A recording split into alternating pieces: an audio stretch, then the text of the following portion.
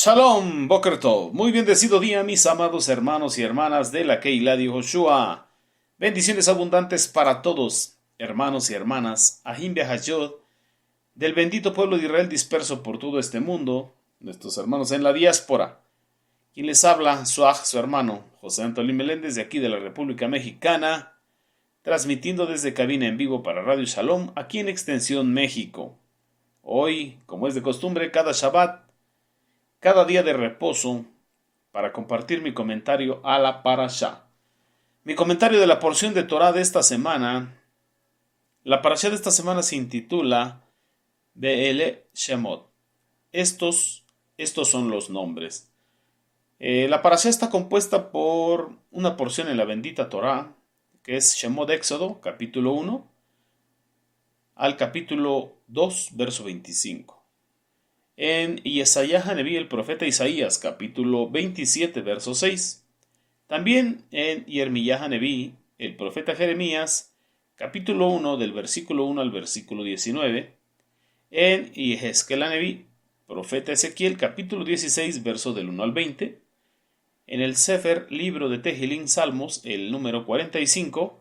Y en el Brit Hadashah, en el pacto renovado, la segunda carta a los Corintios, en el capítulo 6, versos del 1 al verso 10. Bendito sea nuestro Abacadosh por esta porción, está muy completa, está muy hermosa.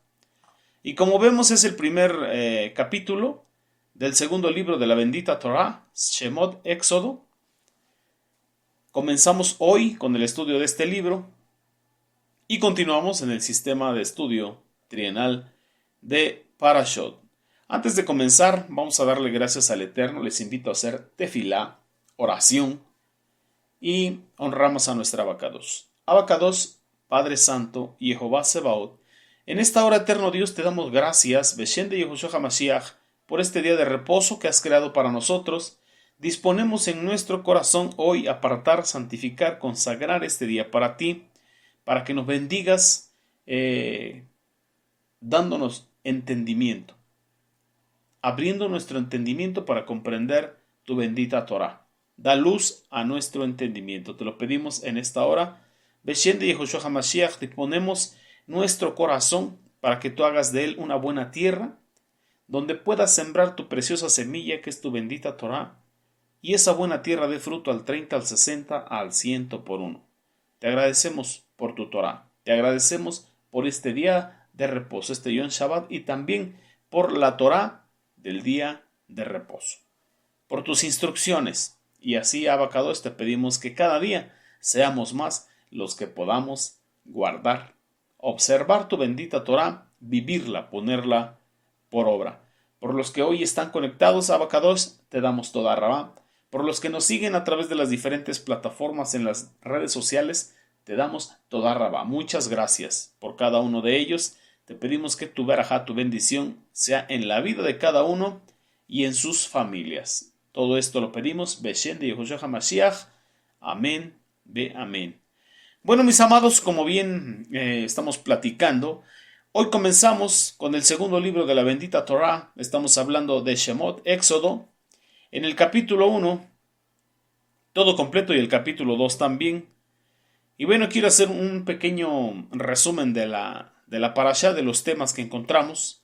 Encontramos aquí que los hijos de Israel se multiplican, crecen en lo que es Misraim, Egipto, y luego que el pueblo de Israel es amenazado por que están creciendo a los ojos de Israel, Tikún, a los ojos de los egipcios en manera desmedida. Faro, rey de Egipto, toma la decisión de esclavizarnos. Los esclaviza y ordena también a las parteras hebreas que maten a los varoncitos, que no les permitan la vida cuando sean varones y que solamente guarden la vida a las que son varoncitas, a las que son mujeres. Para esto, las parteras deciden no cumplir con este mandato. Y entonces Faro manda a su propia gente a arrojar a los niños varoncitos hebreos al río. al río Nilo, aunque hay un comentarista que dice que no era el río Nilo porque ese río era adorado. Pero bueno, ese es un comentario. Pero la bendita Torá nos dice que eran echados al río.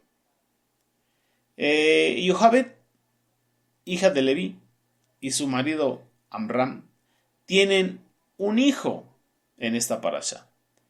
Y bueno, este hijo es colocado en un canasto, en lo que es el río, mientras su hermana, estamos hablando de Miriam, observa desde lejos hacia dónde el río se lo lleva.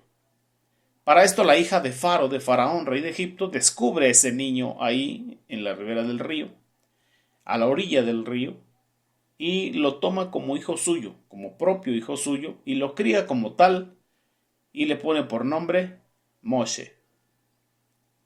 Y bueno, ya Moshe, ya en su adolescencia o ya joven, deja el palacio y descubre cómo estaban viviendo sus hermanos, los Benei Israel, los hijos de Israel. Y de ahí se desenvuelve toda la historia que vamos a ir escuchando y escudriñando en las siguientes parashat, en las siguientes porciones, cada Shabbat. Así que te invitamos a que permanezcas, a que te conectes cada día de reposo a lo que es Radio Shalom, para que crezcamos juntos y estudiemos la bendita Torah juntos. Todo, si el Eterno nos lo concede, si el Eterno así nos lo permite. Moshe vio que dos hebreos estaban peleando entre ellos y bueno, los exhorta, y uno de ellos le dice: ¿a poco nos matarás como lo hiciste con el egipcio? Y bueno, de ahí tiene que salir de Egipto, y el libro de Yacer nos explica más todo el proceso de vida que llevó de ahí, incluso que llegó a ser rey en Cus. Y posteriormente cómo llegó a Midian, allá con Yitro, con Jetro. También podemos encontrar aquí lo que es a través de los profetas, en este caso en Isaías, vemos la restauración de Israel. También encontramos en el libro del profeta Jeremías su llamamiento, ahí en el capítulo 1. Por otro lado, en Ezequiel vemos la infidelidad de Jerusalén. En el Tejilín, el salmista eleva una oración por las bodas del rey. Y bendito sea el Eterno, tenemos otra porción en el Brit Hadashah, donde nos habla de cómo somos rescatados y bueno, de todos los procesos que a veces tenemos que pasar, pero todo lo podemos en Mashiach, que nos fortalece. Así pues, en esta parashá, en esta primera parashá del libro de Shemot, que se intitula Behele Shemot, y estos son los nombres, yo me quiero pasar ahí un poquito más adelante, cuando los hijos de Israel arriban a Misraim. Solamente eran 72, y con Joseph y sus hijos 75. Y como después de la muerte de Joseph, como después de la muerte de Faro y de todos los 12 patriarcas, y pasados los años, comienza la esclavitud del pueblo de Israel. Ahí en el verso 7 del capítulo 1 de Éxodo, nos dice que los israelitas eran ya un pueblo grande, eran muy fértiles, eran muy prolíferos y se multiplicaban como si fuera un enjambre. Llegaron a ser tan numerosos que el país estaba lleno de ellos, precisamente en las ciudades que a ellos se les habían otorgado, como la ciudad de Gosen. Y cómo es que un nuevo faraón es coronado y es instituido como el nuevo rey de Egipto, y empieza con malos designios. Y uno de ellos es de que tuvieron temor. el libro de Yacer nos explica que el pueblo de Israel fue atacado. Fue atacado, el pueblo de Yacer nos habla de que los descendientes de Saf, de Saúl, estamos hablando de Edom, por ahí incitaban a ciertos reyes a atacar a Misraim y Egipto y junto con ello a los hebreos. Esa guerra, esa rivalidad de parte de la mala inclinación del corazón de Saf y esa fuerza que dejó en lo que es los edomitas. En alguna de esas batallas, en alguna de esas guerras, el pueblo de Israel defendió al pueblo de Egipto. Entonces Faraón, rey de Egipto, se dio cuenta del poder que tenía el pueblo de Israel y de lo diestros que eran para las batallas, para las guerras, y entonces fue donde meditó en su corazón y dijo, bueno, este pueblo está creciendo mucho, demasiado. ¿Qué va a suceder el día que los enemigos nos vengan a atacar de nuevo? Puede suceder que el pueblo de Israel, en lugar de defendernos, se alíe con los enemigos y nos venzan. Entonces empezó a buscar Faraón, rey de Egipto, Faraón, la manera y la forma en que el pueblo de Israel no creciera, para que no creciera la amenaza en contra de ellos. Obviamente hay un dicho que dice que el león piensa que todos son de su condición, pero no así el pueblo de Israel. ¿Qué hizo? Pues buscó consejeros, dialogó con ellos y llegaron a esa conclusión de que cada que las mujeres hebreas dieran a luz, solamente a las mujeres, a las niñas se les respetara la vida y los niños fueran arrojados a que se los comieran los cocodrilos en el gran río. Y eso es lo que decretó y eso es lo que se empezó a realizar en ese tiempo. Por eso nos dice que ese nuevo faraón que empezó a tener malos designios ahí en Misraim, Egipto, no supo de Joseph, que desconoció a Joseph porque Joseph había tomado tanta fama y su nombre era tan grande que no se refería a que no conociera quién era él, sino que lo desconoció. Así nos dicen los sabios de Torah, que esto de que no supo de Joseph, esto puede interpretarse como que no quiso reconocer la gran transformación y la gran prosperidad que a través de la presencia de Joseph, obviamente del Eterno, en él, es lo que le había dado ese poderío a Misraim, lo que Joseph había hecho. Lo había convertido en una superpotencia. Por eso es de que dijo, miren, el pueblo de los israelitas está creciendo demasiado y se puede juntar con los enemigos y destruirnos. Entonces por eso estuvo tramando cómo eliminarlos sin meterse en guerra con ellos. Entonces empezó a cargarles de trabajo y tratando de que no se reproducieran a través de los varones, para que así, al ser pura mujer la que se le permitiera la vida, tendrían que desposarse con egipcios. Y eso daría el resultado de un mestizaje y finalmente que toda la descendencia se asimilara de acuerdo a Egipto, a sus costumbres y a sus formas. Esto es lo que a él se le ocurrió. Por eso los egipcios pusieron sobre de Israel más recaudadores de impuestos, les exigían más impuestos y los oprimieron con más cargas. En otras palabras, los israelitas fueron obligados a edificar ciudades, depósitos para Faraón y Egipto. Uno de ellos fue Pitón, Ramsés, y estos ubicados al noreste del delta del río. ¿Quién estuvo construyendo ahí? Los israelitas. Hicieron estas grandes edificaciones. En otras palabras, se tuvieron que dedicar a la construcción, pero también a la fabricación de los ladrillos. Entonces, Pitón sería la ciudad de Tanis, centro comercial de lo antiguo Egipto. Mas sin embargo, nos dice la bendita Torah, cuando más maltrataban los egipcios al pueblo de Israel, el pueblo de Israel más crecía, más se expandía. Y entonces no había tranquilidad en los egipcios y buscaron la forma de esclavizarlos más y más y más cada día. Así que los de Misraim, Egipto, esclavizaron a los israelitas con trabajos sumamente forzados. En otras palabras, le estaban amargando la vida a los israelitas. Un comentario de Rashi nos dice que la vida es un constante construir. El hombre evoluciona y construye incesantemente. Siempre está construyendo. Dice Rashi, puedes optar por construirte una vida espiritual con una genuina conexión con el Eterno, capaz de edificar y darle sentido a tu existencia, o puedes optar por construirle a tu faraón, a tu ser interno, lo material.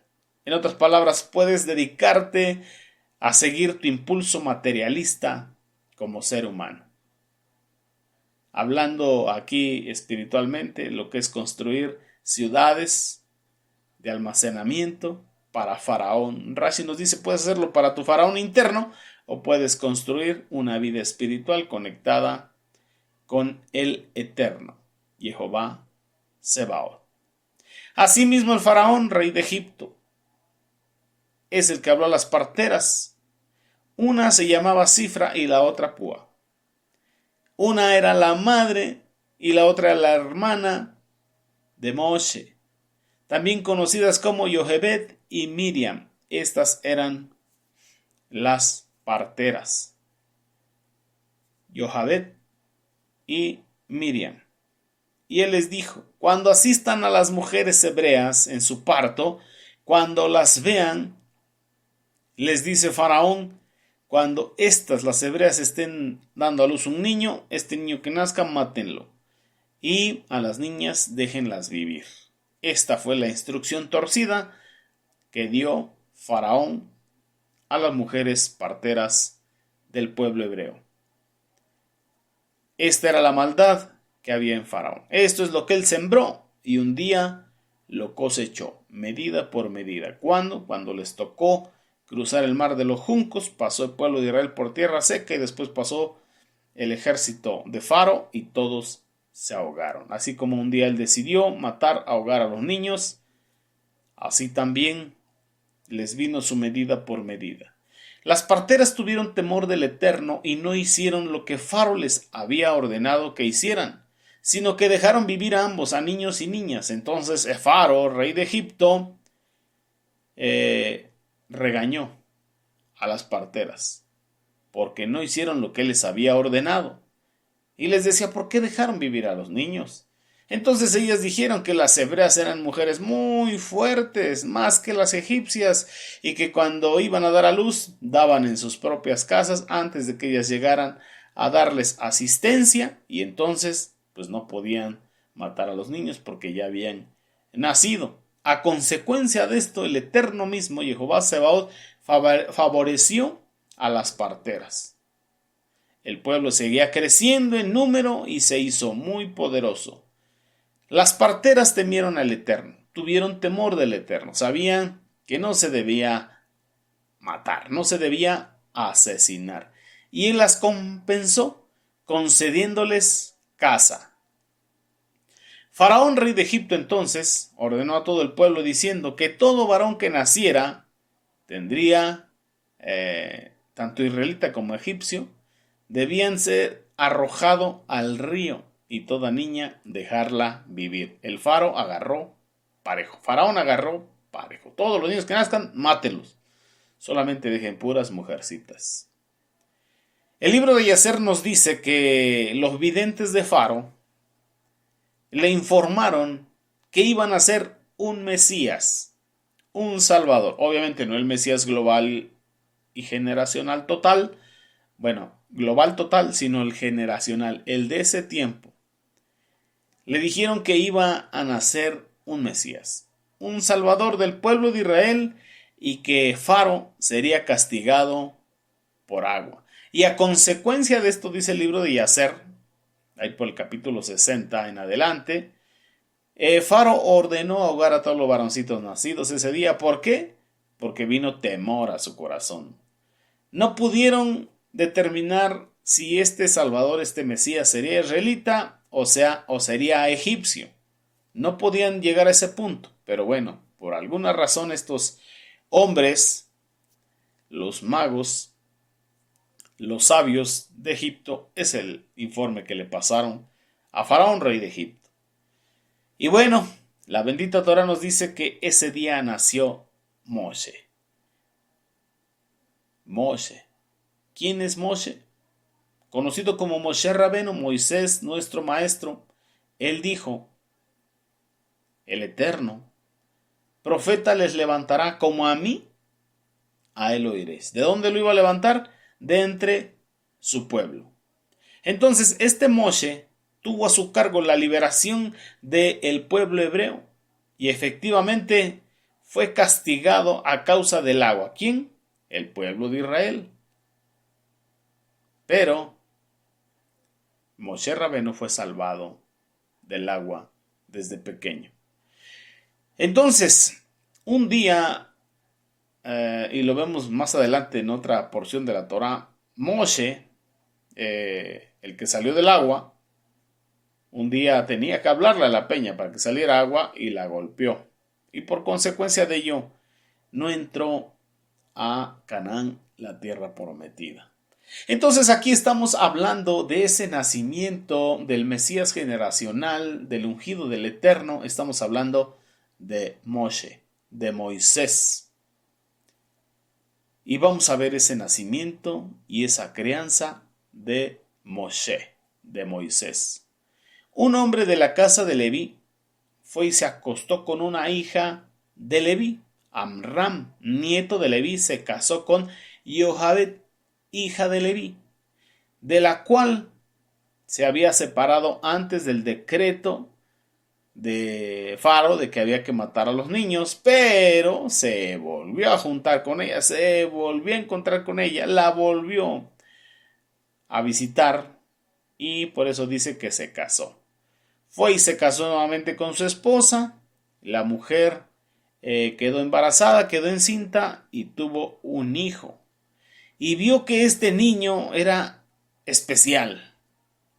Y bueno, como lo vio tan hermoso, hasta de ojo azul, lo escondió durante 3 meses. Entonces se trató del nacimiento de Moisés, el niño anunciado que sería medio de salvación para su pueblo. Pero él era el tercer hijo de este matrimonio, pues ya estaba Miriam, la hermana mayor, y Aarón, el que posteriormente fue el Cohen Hagadol, el sumo sacerdote. Entonces este niño era excepcional, estaba muy hermoso, y nos dicen los sabios de Torah que había nacido ya circuncidado, lo cual era un indicativo de que él tenía dotes espirituales desde nacimiento. Y también era excepcional porque al nacer la casa se colmó de luz. Bendito sea nuestro abacados. Y bueno, la primera cualidad de Moshe alude a su excepcional nivel de conexión personal con el Eterno. Y la segunda, a su capacidad innata de transmitir espiritualidad al mundo de alrededor, a lo circuncidante, alrededor de él. Entonces Moisés, era la suma de ambas cualidades. Pero al no poder ocultarlo más tiempo, la mamá tomó la decisión de echarlo en un canastillo de juncos y cubrirlo con brea, con arcilla por dentro y por fuera, y luego lo colocó en el río, a la orilla del río Nilo.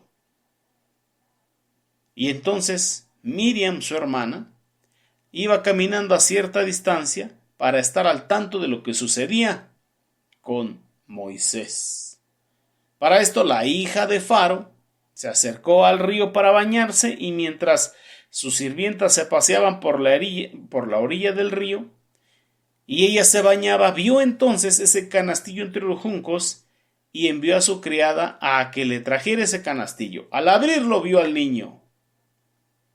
Lo vio al niño y le gustó para quedárselo como hijo. Obviamente el niño lloraba y ella le tuvo compasión y ella se dio cuenta, luego dijo, este niño es hebreo. Pero ella propuso en su corazón que ella sería su madre. Y entonces mandó llamar una nodriza de entre las hebreas para que le criara al niño.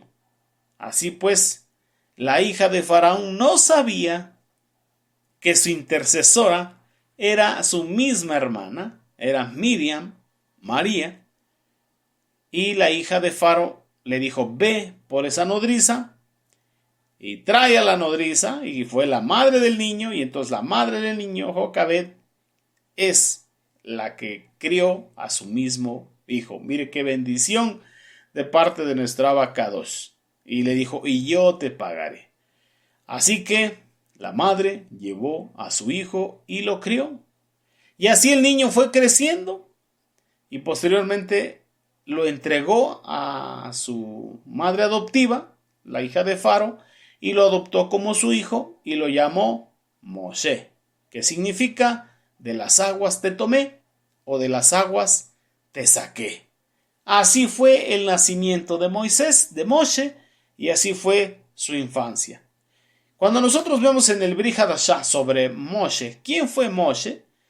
En el capítulo 11, en el Brit Hadashah del libro de los Hebreos, en el verso 23 en adelante encontramos que por emuná, estamos hablando de emuná de Jocabed y emuná de Miriam, de su hermana, de María, por emuná de ellas, Moshe, cuando nació, fue escondido por sus padres durante 3 meses, porque vieron que era un niño bueno, un niño hermoso ante los ojos del Eterno y que era profeta. Y no temieron a la orden de Faro, rey de Egipto. No tuvieron temor del decreto que había de matar a los niños. Por emuná Moshe, cuando llegó a ser grande, en otras palabras, muy importante, hombre de renombre, él rehusó llamarse hijo de la hija de Faro, escogiendo antes ser maltratado con el pueblo del Eterno, estamos hablando del pueblo de Israel, que gozar de las comodidades temporales del pecado, de la transgresión a los mandamientos del Eterno, de la idolatría y todo lo que ahí se movía. Considerando como mayores riquezas el vituperio del Mashiach que los tesoros de Misraim de Egipto, porque tenía la mirada fija en la promesa. ¿En qué promesa? En la promesa de salvación, en la promesa de la vida eterna. Por emuná dejó Misraim, no temiendo la ira de Faraón, rey de Egipto, porque se sostuvo como viendo al Elohim invisible. Aleluya, como viendo al Elohim invisible. Entonces él vio el día del Mashiach y se gozó. Y sabía quién era. Y sabía cuál era su propósito. Y siempre trató de caminar agradando al Eterno. Tuvo sus fallas, las tuvo. Pero siempre caminó tratando de agradar y cumplir con el Eterno Jehová Sebaot. ¿Quién era Moshe entonces? Podemos ver en los pueblos de la antigüedad, en la historia, cómo hablan de sus ídolos, de sus héroes, de sus líderes, cómo hablan de sus poderes físicos, de sus conquistas, de sus guerras, de sus victorias, de su ingenio militar, por ejemplo, como Alejandro Magno, su astucia, o como los que tienen superpoderes. Pero con respecto a la humildad, nunca fue vista como una virtud en todos los héroes paganos. Y por el contrario, la humildad se asociaba a los ojos de estos paganos, de estas naciones paganas, con una debilidad. La humildad no se veía como una fortaleza o una virtud, sino realmente era asociada con una debilidad. Al grado de que en estos tiempos nos encontramos quien dice, mira, yo soy manso, mas no una palabra similar que no podemos mencionar, porque se considera la humildad como debilidad o debilidad de carácter. Pero la bendita Torá no enfatiza la fuerza militar o el poder físico, las estrategias de guerra de los líderes de la bendita Torá. No, señor. Por ejemplo, tenemos a David Hamelech, pero no resalta tanto la bendita Torá, sus grandes guerras, su grande poder. No, no. La bendita Torá exalta la humildad, exalta la mansedumbre, exalta la bondad. Esta es la razón por la cual muy pocas personas recuerdan que Moshe Rabenu, Moisés nuestro maestro, fue un poderoso líder militar. ¿Por qué? Porque la bendita Torá no exalta su poder militar que él tenía. ¿Por qué? Porque la bendita Torá exalta sus virtudes y nos hace saber que era un hombre muy manso, más que todos los hombres de su tiempo. Había desarrollado mansedumbre, un fruto del Ruach HaKodesh. Entonces nunca la bendita Torá resalta en grande manera el poder militar que tenía Moshe. Y tampoco que derrotó a múltiples enemigos y que estuvo participando en guerras. Por ejemplo, Moshe, cuando estudiamos la bendita Torá en otras porciones más adelante, nos vamos a dar cuenta que Moshe enfrentó a Faro. Obedeció al Eterno y fue y enfrentó a Faro en su propio palacio.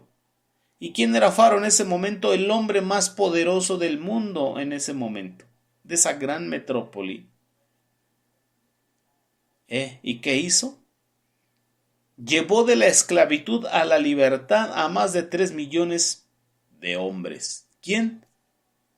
Moisés. Moisés enfrentó a Faraón. Es como si ahorita cualquiera de nosotros pudiese enfrentar al presidente de una potencia mundial o de la primera potencia mundial.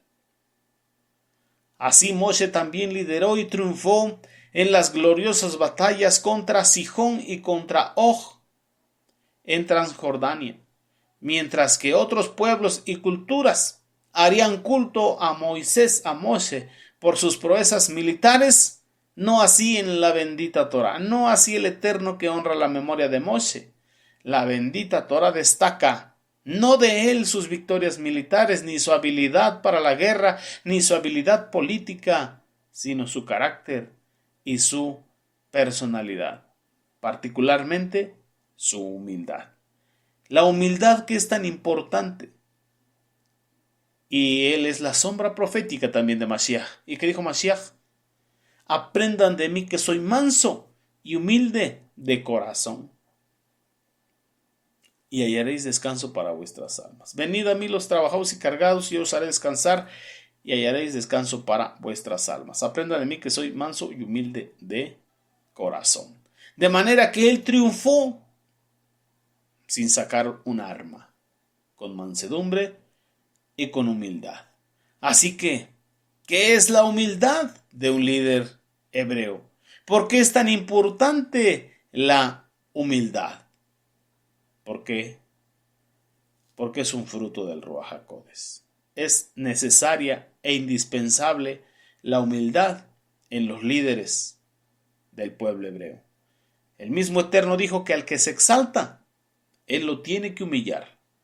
Pero aquel que se humilla, aquel que es humilde, aquel que reconoce que solamente el Eterno es grande, entonces el Eterno lo exalta. Y ahí es donde nosotros debemos de poner énfasis, en la humildad de Moshe. Por ahora vamos a dejar el comentario hasta ahí, vamos a seguir hablando de Moshe. ¿Quién fue Moshe? ¿Para qué lo escogió Moshe? ¿Qué carácter tenía Moshe? ¿Cómo se le desarrolló ese carácter?